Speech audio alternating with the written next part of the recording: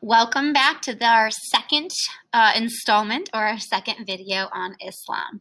So the bell conveniently rang while I was in the middle of producing the first video on Islam. So rather than redo it, I said, I'll have two. Okay, the first one was about 17 minutes long, and let's hope this one is much faster.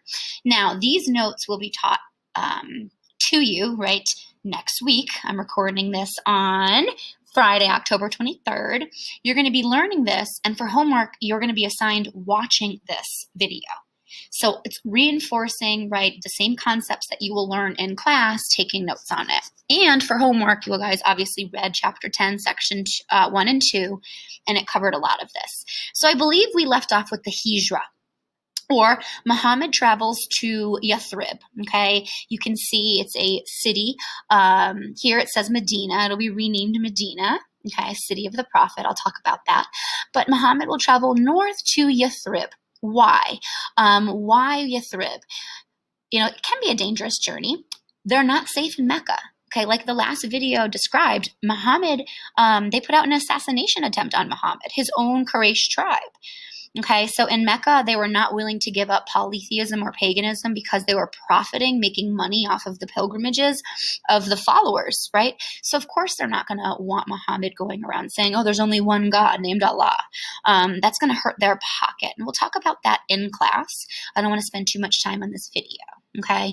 So 70 families will actually leave before Muhammad because they're being persecuted, right? Dirt's being thrown at them when they're trying to kneel and pray.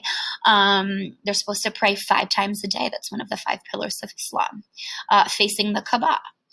They're going to be stoned. Some are going to be arrested. Some are going to be refused service. So staying in Mecca leads to more persecution, more mistreatment, worst case scenario, being arrested, jailed, and killed. So this flight, fleeing from Mecca and the abuse of Mecca, okay, leaving Mecca, traveling north to Yathrib, a city that admires Muhammad's teachings, wants a better society, wants him as kind of a political leader, and promises freedom of worship, freedom of religion.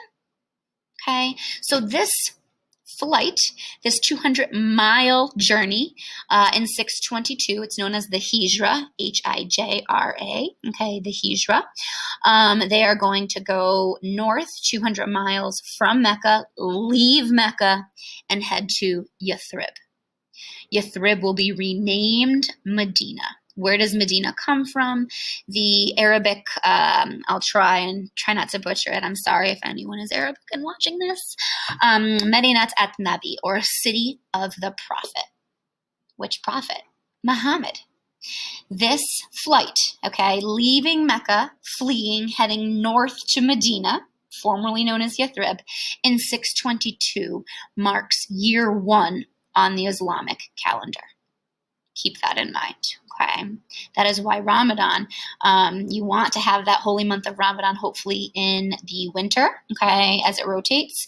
Days are shorter versus Ramadan in, June or July. That's pretty rough, okay? Now, we'll talk about the differences between Muhammad and Jesus. Very, very different. Muhammad is just a prophet, right? An illiterate merchant who became a prophet and continued to receive those revelations or those trance-like visits from Allah, first the angel Gabriel, right, telling him to proclaim.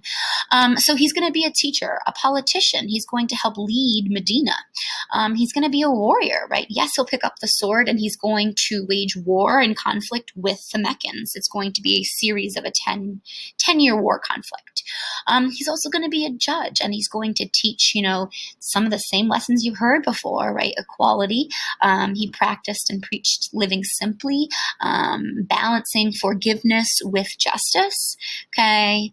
Forgiveness from Christianity, social justice from Judaism. I'm hoping this is making sense. Okay, the Hijra. It's really important. You have to know this. Okay. Excuse me. So like I was saying, Muhammad will take on these pagan or polytheistic Meccans unwilling to give up and, proclaim Allah and worship Allah as the one true God. So this will take place over 10 years, and both sides are kind of to blame. Some, at one point Muhammad and, the followers in Medina will instigate. At one point the Meccans will instigate. So it goes back and forth. Long story short, Muhammad and his followers win. The two things that Muhammad does once he takes over the city of Mecca. Number one, as long as they converted to Islam, proclaiming, right, and saying that Allah is the one true God, that's one of the pillars of Islam, okay, then you're forgiven, okay, and you were welcomed into the Islamic community, okay, the Ummah that Muhammad was creating. Second, more importantly, he is going to rededicate the Kaaba stone. We'll keep it in the dark. He's going to rededicate the Kaaba stone to Allah, right? Or the Arabic word for God.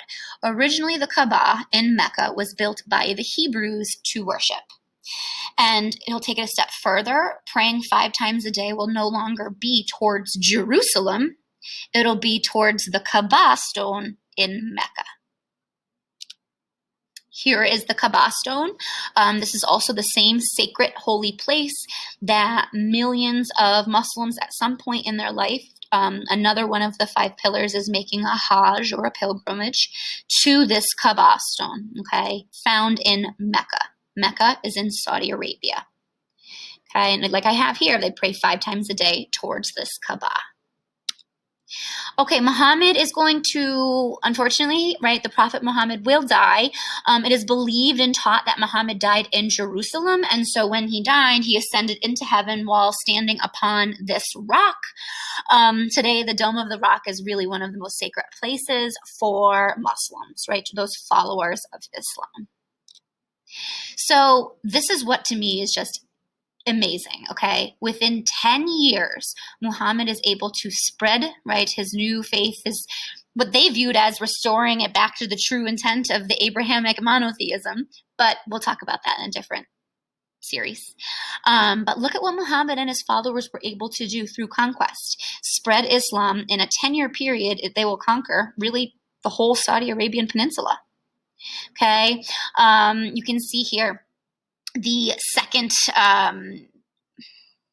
group that takes over from 632 to 661, right? This caliphate, right, or the caliphs, the future leaders, Abu Bakr, Uman, etc. Ali will be the 4th caliph, and the major difference between Shia and Sunni is the successor of Muhammad. Okay, we'll talk about that. We talked about that in class with the Muhammad reading. Okay, it's also in your homework notes. So look at this expansion from 632, again, like less than 30-something years. Now we have, right, North Africa, Asia Minor, Saudi Arabian Peninsula, and then you can see here in yellow, 661 to 750, okay, the Umayyad Caliphate. Okay, they will continue this conquest and spread of Islam. Okay, so from 622 to 750, look at this Islamic empire. Okay, it's filtered into Western Europe. Look at Portugal and Spain, most of Spain.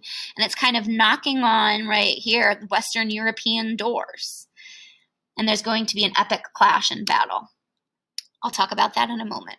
So like I said, this spread of Islam is going to be so fast and so quick. That is why Islam is known as the fastest spreading religion, and it's the second most popular or widely practiced religion. Okay, first being Christianity. So within the 150 years following the death of the Prophet Muhammad, Islam was spread through 3 main ways. Number 1, conquest. Number 2, trade. Okay, number 3, missionaries, or those that travel and spread religion. This time we're talking about, right, Muslim missionaries, because we're talking about Islam. And you can see the blue arrows here that have been conveniently drawn showing you this spread of Islam. 3 main ways, quiz question: conquest, trade, and missionary work. So that epic battle, like I said, going back here, okay, the year is 732, and you can see here, right, this group is known as the Muslim Moors. They are pushing into France, okay, or Francia, Western Europe, okay? And we're going to have an epic battle where Islam comes head-to-head with Christianity. So we have Christianity versus Islam. The Christian Franks, the Franks are going to be a native tribal group of Europe, or a Germanic tribe that will settle into modern-day France. So the Franks, right, will settle France. Franks, France. Their leader will be known as Charles Martel, and I will teach you the Franks in our second unit. So we have the Christian Franks, okay, on behalf of Christianity, led by Charles the Hammer Martel, taking on the Muslim Moors, right, on behalf of Islam, and their leader will be Abdul Rahman. Okay, and this is going to take place in Tours, which is right here. Okay, Christianity will win. Charles Martel will defeat the Franks, will defeat the Moors, and push the Moors back into Spain. And Christianity will win this epic, battle between Islam pushing farther into Western Europe and the Western Christian Europeans trying to fight it back at all costs on behalf of Christianity. The Franks and Charles Martel will be called champions of Christianity for this victory and subsequent victories, which we'll talk about in our second unit. So the Franks, what's the major takeaway here? The Franks stop the spread of Islam from further entering Western Europe. If the Franks lost this battle, all of Western Europe perhaps could have been converted into Islam, right? Islam could have spread throughout Western Europe. How could this have changed the path of history? Well, Europe is Eurocentric and typically Judeo-Christian. It could have totally altered the course of history. So it's a really important battle, one of the most important battles I think you will study in history. I know U.S. history, you'll study a whole lot of battles, but this is really important, right? 732, the Battle of Tours, Islam taking on Christianity. And the Christian Franks will be the victors. Why? They were superior militarily. Okay, and I'll talk more about that in our second unit. So let's talk about the 5 pillars and we'll wrap this up. So these are responsibilities, obligations, duties of all Muslims. There are 5 pillars of Islam. And in the Edpuzzle, I think it gave it to you in Arabic. Yeah, you can see here the Arabic spelling here and what it means. So the first pillar is a declaration of faith, or, right, that declaration of faith in one God, that God being Allah, right, monotheism. Easy. Second pillar, daily prayer, right, praying 5 times a day towards Mecca, towards the Kaaba stone. Obligatory prayer, 5 times a day. The third, helping the poor, right? Or, right, compulsory giving, charity, helping those less fortunate. This is a huge pillar of Islam. Generosity, compassion, helping those that need it. Okay, similar to Christianity. Does this sound familiar? The fourth pillar is the fasting during the holy month of Ramadan, which again will cycle based on the Islamic calendar. And it's much more convenient for Ramadan to be in a winter month when days are shorter than in the summer because they are fasting from sunup to sundown. Okay, fasting during the holy month of Ramadan. Fifth and final pillar of Islam is the Hajj, or that holy pilgrimage. Can I talk? That holy pilgrimage to the city of Mecca. Where are they going? To the Kaaba. Okay, and if you were a really poor person, Muslim, you might not be able to make that Hajj unless you have the money and means to make that huge trip, right? To go to Mecca. If Miss Cook was an extremely, extremely poor Muslim, I don't know. I would hope that at some point in my life I'd be able to make that pilgrimage, that Hajj, because it's such a, it's an obligation that all good practicing Muslims should follow. Okay, but just notice that the wealthy are able to make the pilgrimage much easier due to their wealth, their resources, than someone exceptionally poor. So keep that in mind early on, okay? The pilgrimage to Mecca, it's known as the Hajj. And that is a wrap, my friends. So we are done with Islam. This is the second Islam video, less than 15 minutes. Go, Miss Cook. You're going to have to watch this before your quiz. So please do. Let me know, as always, if there's any questions. And until next time, signing off.